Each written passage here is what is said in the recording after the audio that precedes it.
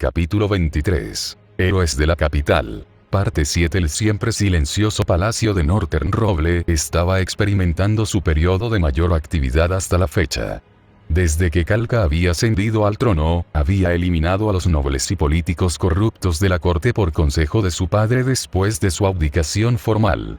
Por supuesto, era imposible purgarlos a todos de Northern Roble, pero su palacio en sí era un asunto simple de lograr.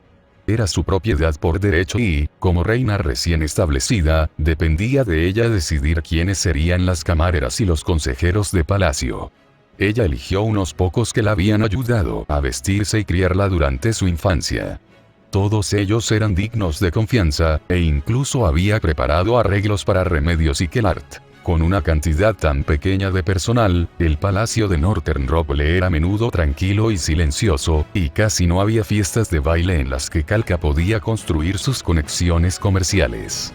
Su pueblo la veía como una gobernante seria y trabajadora, pero en los círculos más altos de la sociedad, era una especie de reclusa. Sin haber sido aconsejado por nadie más que Kellart y Remedios la mayor parte del tiempo, podría ser realmente extraño que comenzaran a circular rumores vengativos. Kalka, Kellart y Remedios se habían resignado a experimentar el placer de las citas después de que resolvieron los asuntos del reino y eliminaron la fuente de los rumores del reino. Y luego entró Lancelot y los demás en un tiempo de paz. Todo cambió. La tranquilidad del Palacio del Norte se arruinó por completo, y las conversaciones con los dignatarios de Camelot se vieron obligadas a retrasarse. Todo lo que todos podían hacer era esperar. Dentro del Palacio de Northern Roble, Shiro estaba haciendo todo lo posible por ser educado, pero estaba lidiando con la quinta criada que afirmó haber tropezado por accidente en sus brazos mientras lo atendía en una habitación de invitados. Por supuesto, él había insistido en que no necesitaba una doncella en primer lugar, pero tampoco podía rechazar la buena voluntad de un soberano. Esperaba que Lancelot y los demás lo estuvieran pasando mejor que él, pero conociendo su apariencia, probablemente lo pasaron peor. Mis disculpas, ese Sir Knight. La criada trató desesperadamente de arreglar su cabello en un moño y ponerse presentable. Sin embargo, fue difícil, ya que la forma en que había caído había rasgado la parte trasera de su uniforme. En respuesta, Shiro apenas podía castigarla debido a las 5 sirvientas que habían caído sobre él coincidentemente. La quinta sirvienta parecía un accidente y estaba al borde de las lágrimas. Puede haber sido un accidente, pero no se podía negar que, al igual que las otras sirvientas, esta sirvienta parecía tomada por la apariencia de Shiro y su comportamiento relajado. Ella se quedó en blanco, un rubor se formó en su rostro cuando Shiro amablemente mantuvo el contacto visual y no permitió que su mirada divagara. Jadeó la sirvienta antes de fruncir los labios ante la demostración de carácter de Shiro. Era guapo y considerado. Por un momento, la criada olvidó que todavía estaba sentada ahorcajada sobre Shiro cuando se había caído y lo empujó fuera de balance junto con ella. Fue con una expresión cuidadosamente neutral que Shiro ayudó a la criada a quitarse de él y abrochó su blusa un poco más arriba para cubrir su escote expuesto que había sido parcialmente expuesto después de su caída. La sirvienta intentó y no pudo formar ninguna palabra, y en cambio se volvió recatada hasta el punto de que no pudo apartar la mirada del suelo por la vergüenza. Una tos hizo eco en la habitación y, de repente, la sirvienta se encontró siendo rápidamente escoltada por una exasperada Shiro que estaba mirando cuidadosamente hacia atrás para controlar los daños. Shiro no estaba solo en su habitación de invitados. Según lo dispuesto por Kalka, cada habitación tenía capacidad para 2 personas, y Shiro estaba compartiendo la habitación con Mordred, quien optó por quedarse con él. Cuando se le preguntó por qué, fue porque Arturia le había confiado cierta misión para mantener alejadas a las rameras. Mordred no le explicó explícitamente esta razón a Shiro. La ironía de la situación era que Lancelot y los demás también habían sido instruidos por Arturia para mantener a Mordred a cierta distancia de Shiro. Independientemente de las órdenes ocultas, Mordred ya había alcanzado su punto de inflexión con la cuarta doncella, y Shiro temía que Mordred actuara incluso si la caída de la quinta doncella era en realidad accidental. No ayudó que Mordred siguiera comparando el tamaño de su busto con cada doncella adicional solo para volverse más y más derrotada. En su mente, la copa G de la quinta sirvienta era una traición a todos los peleones. Mordred, dijo Shirou rotundamente después de cerrar cortésmente la puerta de la habitación de invitados a la quinta criada. Baja la espada. El tintineo de la vaina de una espada resonó cuando Mordred gruñó con irritación. No estaba usando su casco, y su cabello rubio trigo estaba recogido en una pequeña y desordenada cola de caballo. Llevar una armadura en una habitación de invitados era excesivo, por lo que había optado por ponerse su ropa de ocio. Consistía en una camiseta roja, un cinturón con borlas, medias negras y tacones carmesí. Shirou ni siquiera sabía de dónde había sacado ropa tan reveladora, ya que solo recordaba haberla hecho con armadura. Era un misterio que estaba claramente ligado al que había estado contemplando en su mente, pero necesitaría más pruebas antes de que pudiera llegar a una respuesta definitiva. Shirou miró fijamente el atuendo de Mordred, y sin siquiera pensar, tomó una manta y la colocó alrededor de sus hombros. Aturdida, la cara de Mordred se sonrojó porque tuvo el impulso de quitarse la manta, pero vaciló cuando Shirou se sentó a su lado y le revolvió el pelo. No te atrevas a usar eso en público. Puedes atraer atención no deseada, y no deseo ponerme violento a menos que sea necesario. No se dijo, pero Mordred era perfectamente capaz de cuidarse a sí misma, pero esto la eludió. Se llamaba audición selectiva y todos lo hacían al menos una o dos veces en la vida. Mordred hizo una pausa, su mente se detuvo. Shiro estaba preocupado por ella. Yo estaba preocupado porque ella comenzara una masacre. Mordred miró con cuidado el rostro de Shirou y vio la alegría escondida detrás de una preocupación genuina, y la reconfortó cuando consideró lo sola que siempre se había sentido en sus recuerdos, a pesar de estar rodeada de compañeros caballeros. Atrapada en sus pensamientos de que Mordred estaba seguro de que nunca fueron programados en su base de datos, sonrió infantilmente desde fuera de la vista mientras se permitía un repentino ataque de satisfacción. En lugar de tirar la manta, agarró los bordes con fuerza con las manos. Lo mantuvo firmemente envuelto alrededor de ella y esperaba que Shirou no notara el calor subiendo a sus mejillas. Quería apreciar el sentimiento y su calidez mientras durara. Shiro estaba más que dispuesto a dejar que Mordred tuviera algo de tiempo para relajarse. Después de todo, se había sentido preocupado toda la mañana. Francamente, Shirou sabía que algo andaba mal. Fue un presentimiento que empeoró cuando consideró las recientes acciones elusivas de sus NPC creados. Evitaron el tema de las actividades del mausoleo como la peste y, lo que es peor, Arturia también estaba involucrado. Por fácil que fuera sobornarla con comida, Arturia podía ser la más terca e inflexible cuando quería. Shirou se había convencido a sí mismo de que no necesitaba saber si ni siquiera Arturia se lo estaba ocultando, pero tenía un mal presentimiento. Como creador de todos los NPC del mausoleo, generalmente tenía una página administrativa para realizar un seguimiento de sus NPC. Como generalmente los jugadores los usaban para batallas contra jefes e incursiones, estaba acostumbrado a que murieran en ocasiones. Sin embargo, cuando el mensaje que lo alertó para ver su panel administrativo apareció ante él en el Nuevo Mundo, fue una prueba definitiva de que lo que sus NPC no le decían era peligroso. Mientras Mordred se contentaba con permanecer en silencio y relajarse por un minuto más, Shirou usó el tiempo para revisar su notificación, y se quedó quieto abruptamente cuando una pantalla semitransparente le reveló un nombre descolorido. Kuchulain. X. Los ojos de Shirou se abrieron con incredulidad.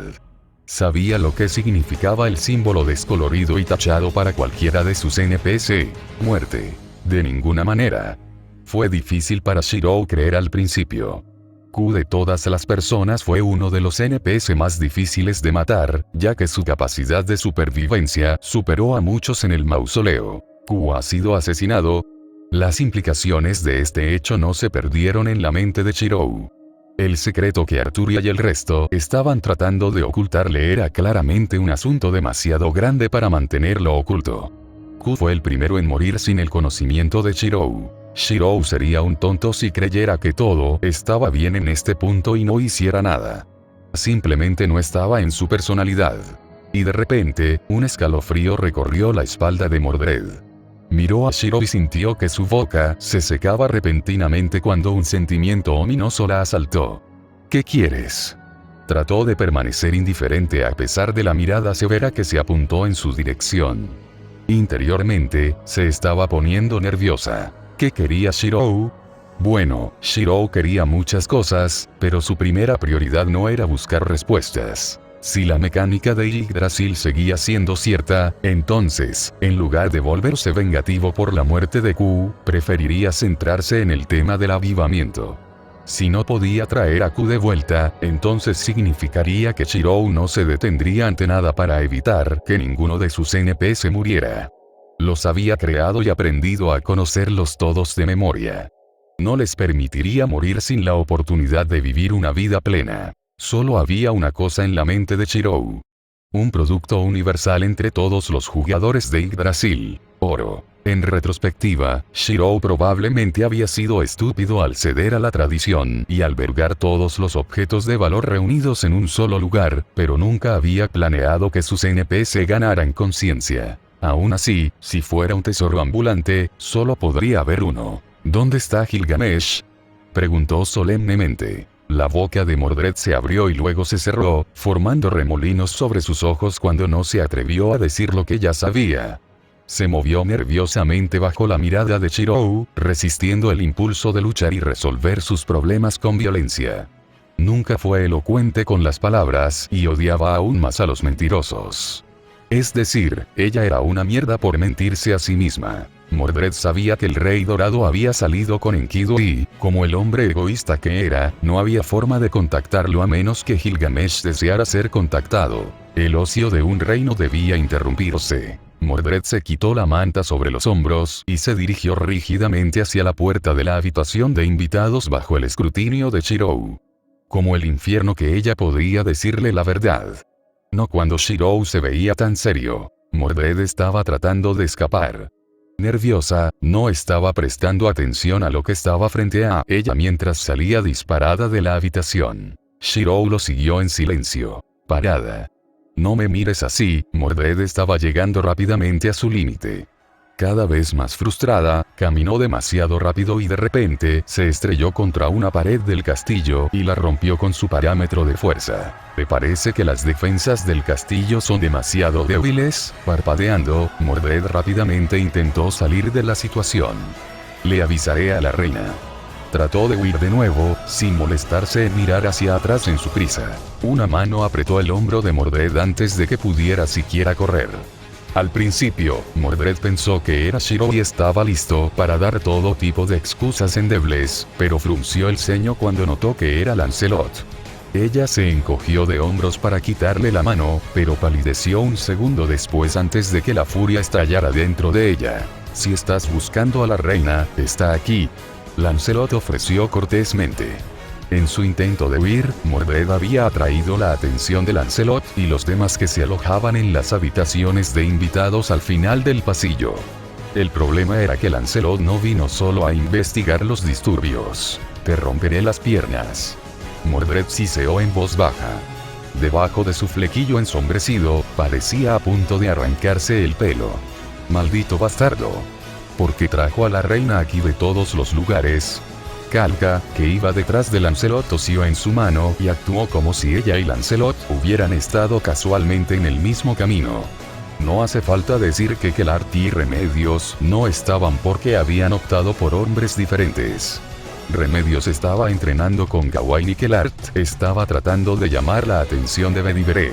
Al escuchar que Mordred la necesitaba, Kalka dio un paso al frente y se hizo tan atractiva como creyó posible.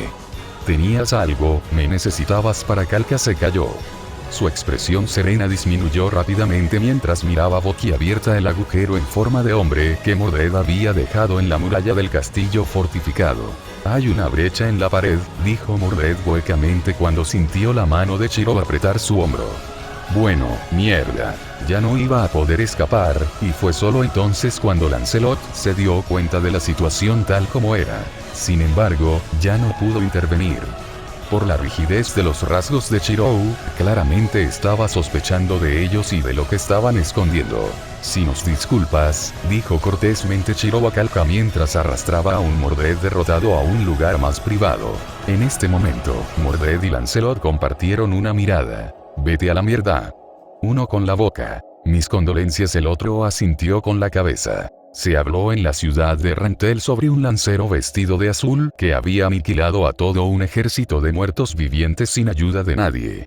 El hombre aparentemente era un sacerdote que cuidaba y alimentaba a la gente de los barrios marginales, mientras actuaba como padre adoptivo de los niños que vivían en una iglesia abandonada. Gazef Stronov no podría haber sentido más curiosidad por los rumores. Nunca había oído hablar de un guerrero descrito como sacerdote en la misma oración, y su nivel de intriga solo siguió aumentando en el tiempo que esperaba para reabastecer a su pelotón en Errantel. Gazef y su unidad de hombres acababan de llegar de un asentamiento pequeño y remoto conocido como Carne Village, donde habían sobrevivido a una emboscada de la teocracia Slane. Escasos de suministros y comida, se habían quedado en Errantel durante 2 días para no apresurar a los que estaban imponiendo.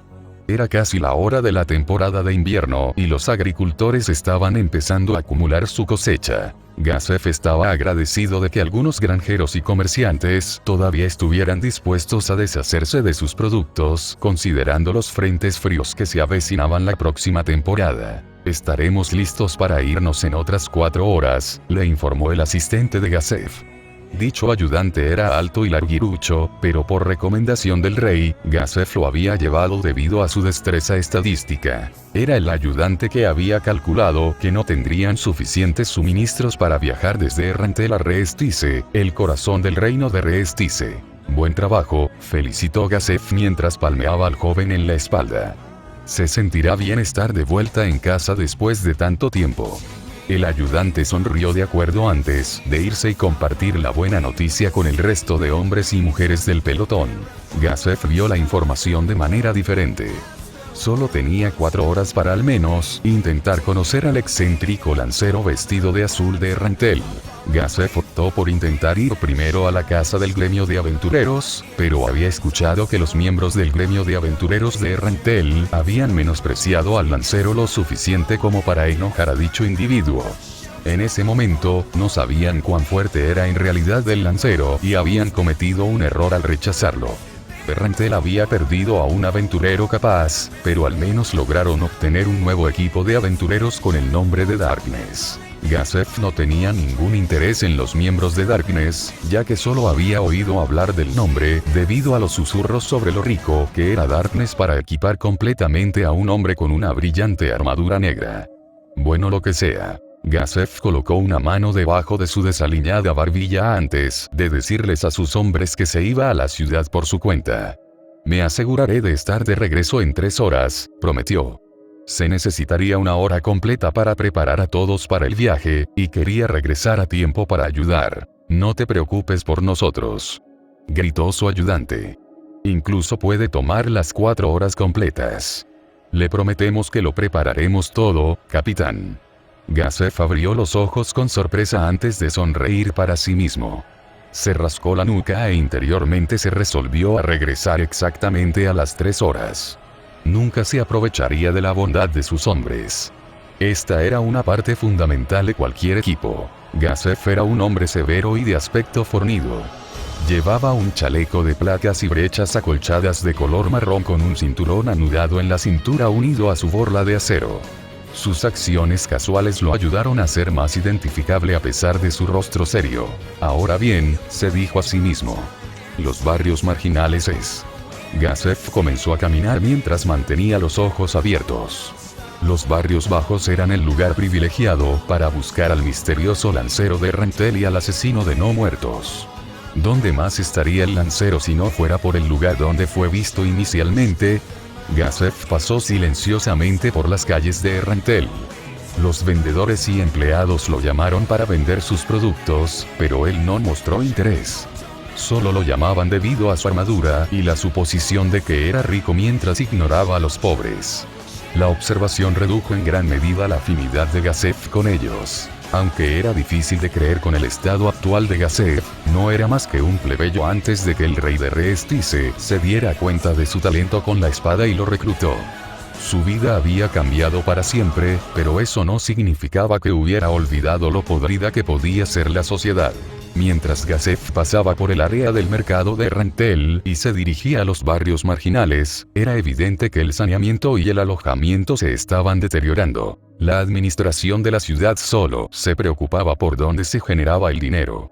Los barrios marginales siempre fueron una especie de inversión hundida. No importa cuánto dinero se haya invertido, no garantiza rendimientos definitivos. Los comerciantes que traían sus productos y habilidades comerciales para catalizar el crecimiento económico de un área evitaban los barrios marginales. Sin los comerciantes, el dinero no fluiría, y sin dinero, la infraestructura y el nivel de vida se desplomaron. Fue un ciclo duro, pero esta era la naturaleza de un sistema de castas con los ricos y la nobleza en la cima y los plebeyos en la base. Gazef suspiró.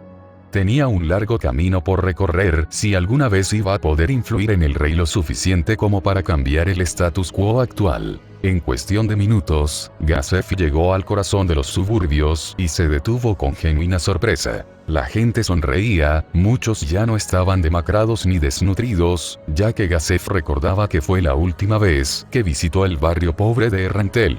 ¿Por qué no puede llegar al mediodía, antes? Un ciudadano mayor suspiró al alcance del oído de Gazef. Escuché que hoy volvían a repartir carne de jabalí. ¿Campañas de comida? Gazef luchó por pensar en lo que estaba pasando. En cualquier reino, los tugurios generalmente se dejaban solos. El olor y la apariencia sucia de aquellos en harapos lo suficiente como para hacer que incluso aquellos con buenas intenciones no se atrevan a entrar por miedo a ser robados. Gazef supuso que tendría que averiguarlo. Faltaban otras 2 horas para el mediodía, y quería ver quién era el que levantaba los ánimos de aquellos que la sociedad había abandonado. Gazef no esperó mucho. Demonios, ni siquiera esperó en absoluto. Buscando información en la calle, encontró el lugar donde se suponía que debía repartir la comida y comenzó a observar desde allí. Desde cuando la gente de los suburbios de Rentel aprendió a cazar bestias. Gazef pudo determinar rápidamente los signos reveladores de un cazador experimentado. Se habían esparcido herramientas de sangrado por el área de distribución de alimentos y había marcas de colmillos en la tierra que no parecían naturales. Formaron un sendero hacia el bosque cerca de los barrios marginales como si el cuerpo del cazador fuera demasiado corto mientras cargaba un animal cazado. El interés de Gazef creció aún más mientras escuchaba las conversaciones que pasaban a su alrededor. Esos dos han estado trabajando duro. ¿Cuándo volverá el padre Q? Idiota, no puedes esperar que alguien tan amable como el padre Q nos busque para siempre. Probablemente se mudó para ayudar a los otros barrios bajos cercanos, o está buscando un banquete en el bosque. Padre Q. Un nombre peculiar, notó Gazef. Basado en lo agradecidos que sonaban los residentes de los barrios bajos, ¿podría este padre Q ser el lancero que estaba buscando? Valió la pena el intento. Sin dudarlo, Gazef caminó hacia el bosque mientras seguía las marcas de arrastre en el suelo.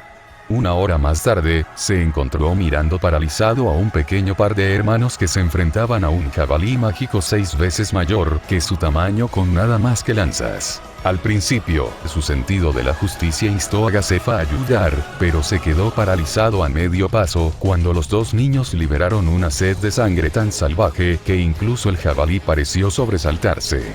Un aura roja los envolvió ante la actualización de algún tipo de habilidad o arte marcial. Fuera lo que fuera, era peligroso. La presión se manifiesta en el aire en forma de tensión paralizante. Lanza y mente como uno. Parecían perros salvajes. Fue en su posicionamiento. Sus cuerpos se inclinaron hacia adelante y las lanzas se sujetaron con fuerza con ambas manos. Eran inexpresivos, fríos y encendidos con la adrenalina de la batalla. No puede haber escapatoria. Sin retroceder, hacerlo fue una deshonra. Como lobos, pelearían incluso si eso significara pelear solos. Así de sencillo. Sin embargo, fue con esta misma comprensión que Gazef se sorprendió de que se hubiera fomentado una mentalidad de guerrero tan avanzada en los niños. Cuando los niños se movieron, Gazef ya no pudo distinguir entre cazador y cazado. En el bosque y las llanuras de una tierra lejana, la experiencia del arte de la lanza de una mujer solitaria enseñada por un estudiante descarriado finalmente se hizo realidad. Con fuerza, avanza a zancadas. Con corazón, no conozcas el miedo y acepta todos los desafíos. El arte de la lanza de la bruja runa. Los dos niños eran una mancha borrosa, una malla de acero que traqueteaba y huesos que se partían mientras luchaban. Gazef ni siquiera estaba observando sus técnicas en este momento. En cambio, todo en lo que podía concentrarse era en el terror en los ojos del jabalí mágico, incluso mientras se pulía con su magia innata. Sin embargo, independientemente, la lanza atravesó todo. Con un escalofrío, el jabalí se derrumbó cuando ambos niños lo apuñalaron en el corazón, una lluvia de sangre y sangre manchó sus ropas y rostros rojos. ¿Eran esos dos realmente niños? La respuesta fue sí. ¿Cómo no podrían serlo cuando la niña estalló en una sonrisa sincera y comenzó a cantar felizmente: carne, estamos comiendo carne hoy. Papá Q dice que la carne nos hace fuertes. En comparación, el hermano se reía mientras despeinaba el cabello de su hermana menor. Todo lo que Gazef pudo concentrarse a partir de entonces fue que dos niños acababan de derribar un jabalí tan grande por su cuenta. Como él, su talento claramente se desperdiciaría si pasaran el resto de sus vidas desatendidos en los barrios bajos. Gazef había ido al bosque en busca de un lancero vestido de azul, pero en su lugar encontró dos lanzas protegidas. No podía dejar que ese talento se desperdiciara, especialmente porque eran parte del reino de Reestice como ciudadano. Crujiendo con fuerza las hojas debajo de las suelas para dar a conocer su presencia, Gazef dio un paso adelante a la vista. Los dos niños se tensaron ante su presencia de inmediato, y de repente Gazef supo que los dos combinados probablemente podrían hacerle correr por su dinero, ya que tomaron sus lanzas. Sus instintos nunca se habían equivocado y no estaba dispuesto a dudar de ellos ahora. Tenía que aliviar la situación. Mi nombre es Gazef Stronov, presentó, esperando que los dos hubieran oído hablar de su nombre y reputación como guardaespaldas del rey. No tuve tanta suerte. Los dos simplemente lo miraron con más cautela, ya que su armadura lo convertía en alguien de alto estatus. Si los dos fueron criados en barrios marginales como esperaba Gazef, entonces deben odiar la nobleza y los nacidos en la riqueza. No quiero hacer daño y en realidad estaba pasando hasta que los vi a ustedes dos. ¿Les gustaría hablar? Gazef intentó un enfoque diferente y fue tan lejos como para arrojar su espada al suelo. Desarmados y evidentemente sin buscar pelea, los dos niños se miraron antes de dejar a un lado sus lanzas. ¿Qué quieres?, el hermano gritó mientras empujaba a la hermana menor detrás de él. Un chris murmurado de la niña reveló el nombre del hermano mayor. Charlotte, detente. Déjame manejar esto. Charlotte pellizcó la espalda de Chris en su frustración, pero cedió. Ella podía ser tan fuerte como su hermano, pero admitía que probablemente él era mejor articulando palabras. Al mirarlos a los dos, Gazef se dio cuenta de que Chris y Charlotte eran demasiado maduros para niños de su edad. Solo podía imaginar el tipo de dificultades que habían enfrentado. ¿Cómo les gustaría a ustedes dos venir a la capital?, Gazef preguntó sin rodeos. Recibió una respuesta contundente a cambio, aunque con un giro que no esperaba. No, respondió Chris, pero Charlotte fue la que laboró, incapaz de mantener la boca cerrada. No nos vamos. Este es el único lugar que Papá Q sabe para encontrarnos. Gazef arqueó una ceja. Ahí estaba de nuevo. Ese mismo nombre que había estado escuchando todo el día. ¿Este Papá Q?, preguntó Gazef lentamente. ¿Él es quien les enseñó a ambos a usar una lanza? Sí, hablaron los dos sin dudarlo. En este punto, Gazef estaba casi seguro de que Q era el lancero que estaba buscando. Sin embargo, según lo que acababa de decir Charlotte, parecía que Q ya había abandonado el área. Qué desafortunado, pero al menos se había topado con Chris y Charlotte por sus esfuerzos. Se sintió un poco avergonzado por intentar reclutar estudiantes de otra persona, pero serían una bendición para el reino. Además, siempre podría disculparse con Q en otro momento. Si te preocupa que Q no pueda encontrarte de nuevo, ¿por qué no construyes una reputación que él no puede evitar escuchar en todo el reino?, sugirió Gazef, para sorpresa de Chris y Charlotte. Obviamente, nunca habían considerado esa opción. Chris vaciló, pero Charlotte estaba casi decidida cuando Gazef la incitó y se refirió al objetivo de su vida. ¿No quieres enorgullecer a Q? Charlotte miró fijamente a Chris antes de que su hermano se diera. Para Papá Q, esto no podría estar pasando. Esto no podría estar sucediendo. Escondido fuera de la vista del resto del Nuevo Mundo, un mausoleo de no muertos estaba en medio de un caos tenue.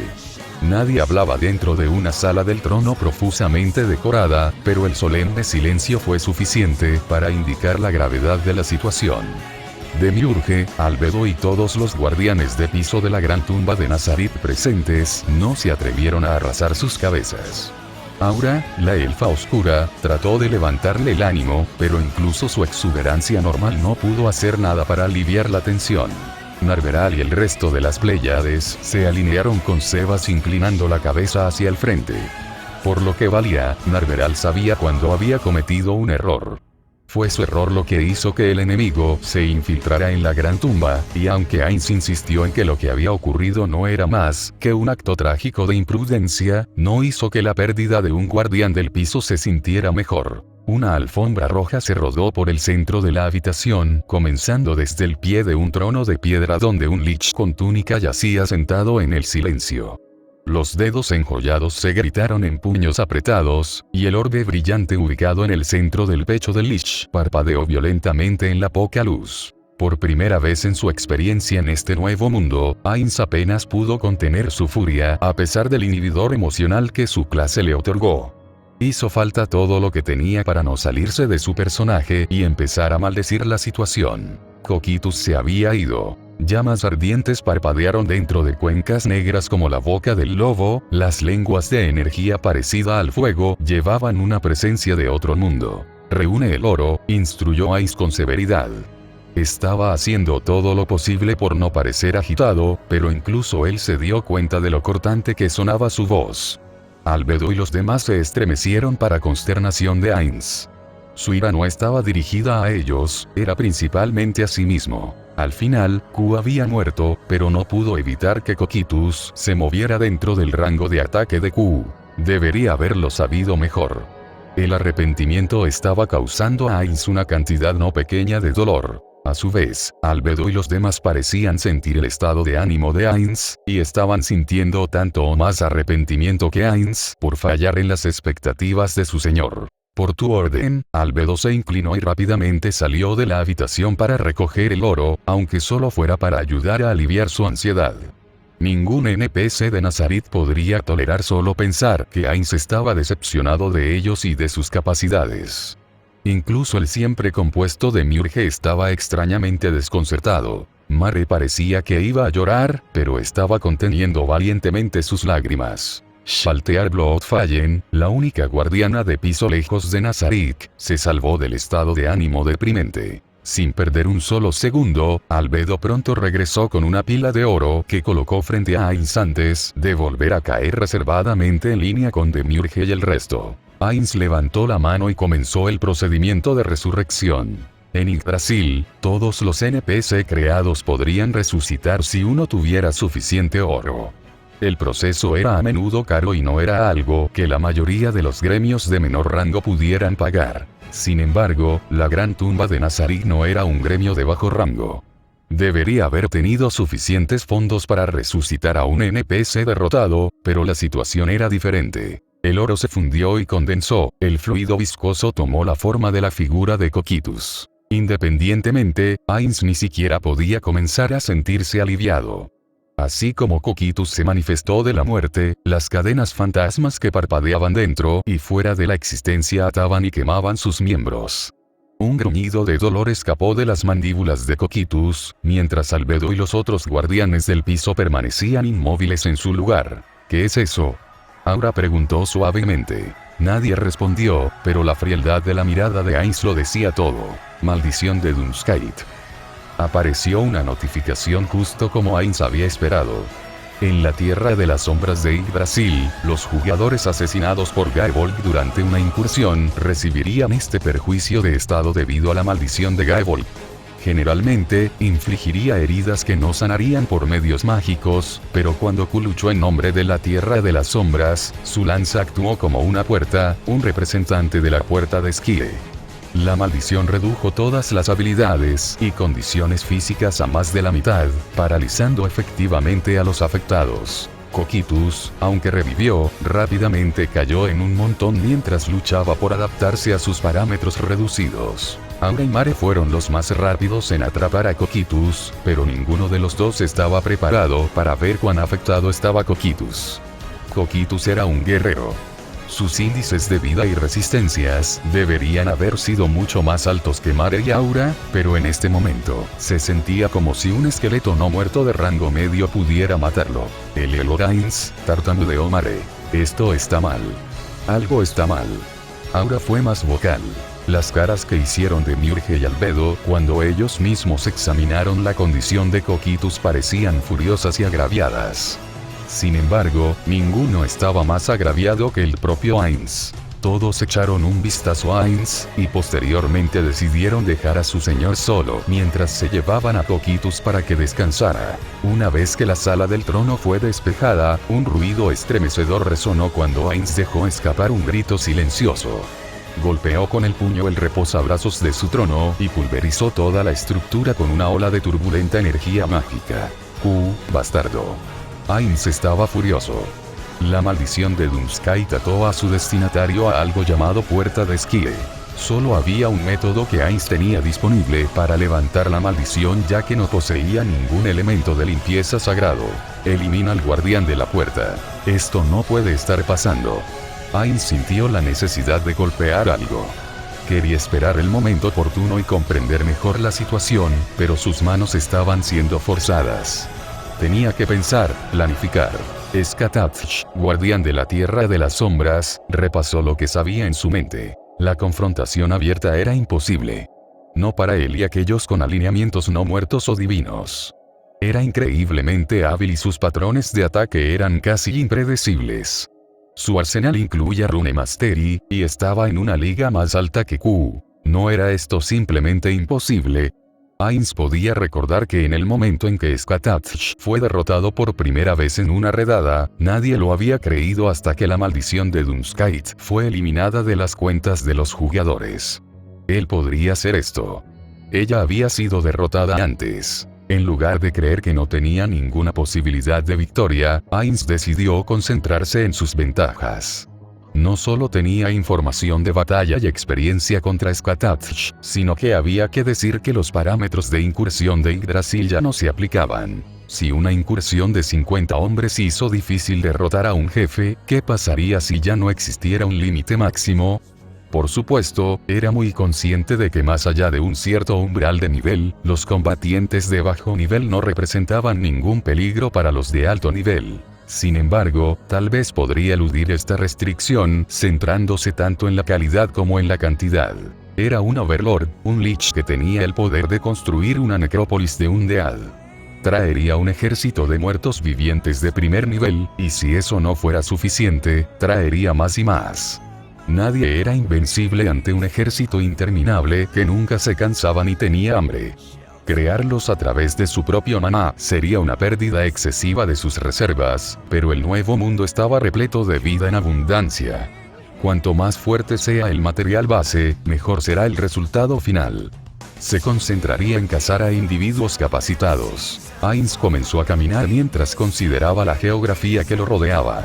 Carne Village estaba fuera de discusión porque lo estaba usando como una especie de base de operaciones, una especie de plataforma que podría aliviar los pensamientos de la gente sobre su apariencia de no muerto. Entonces, ¿qué pasa con el Imperio Baharut? Tal vez podría usar a la gente de allí. Dejando a un lado la moral, el Imperio Baharut fue definitivamente el más práctico. Los cuerpos recolectados también podrían usarse como materiales para ver si era posible o no recrear elementos de Yggdrasil. Ainz no era una persona que tomara a la ligera esa decisión con buena conciencia. De hecho, le gustaba pensar en sí mismo como amigable, aunque solo un poco falto de confianza en sí mismo. No lo haría, y no debería matar innecesariamente, pero ¿y si hubiera una premisa? Un campo de batalla donde estaba justificado matar a los enemigos del lado opuesto en masa. No fue perfecto. Podría cosechar miles de nuevos muertos vivientes a la vez. Incluso podría usar los cadáveres de los aliados caídos para reforzar el número de su ejército de muertos vivientes. La parte aterradora era que Ainz no sentía ningún remordimiento a pesar de considerar una matanza a gran escala solo para matar a un solo adversario. Esto era personal, y por el bien de los guardianes del piso, que él veía como sus preciosos hijos y compañeros, ningún precio era demasiado alto. El aura siniestra de un Overlord exudaba de él en oleadas. Apestaba a muerte y la ruina se retorcía dentro de una sombra ascendente que inducía a la desesperación. Gloria a Ainz o al Gorum.